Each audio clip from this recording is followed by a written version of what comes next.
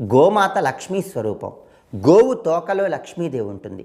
మరి అంతటి శక్తివంతమైనటువంటి గోవు బొమ్మను ఇంట్లో ఉంచుకుంటే ఎలాంటి శుభ ఫలితాలు కలుగుతాయో, సమస్త కోరికలు నెరవేర్చుకోవటానికి గోవు బొమ్మకు సంబంధించిన ఎలాంటి ప్రత్యేకమైన విధి విధానాలు పాటించాలో ఈ వీడియోలో మనం తెలుసుకుందాం. సకల దేవతా స్వరూపం గోమాత, లక్ష్మీ స్వరూపం గోమాత.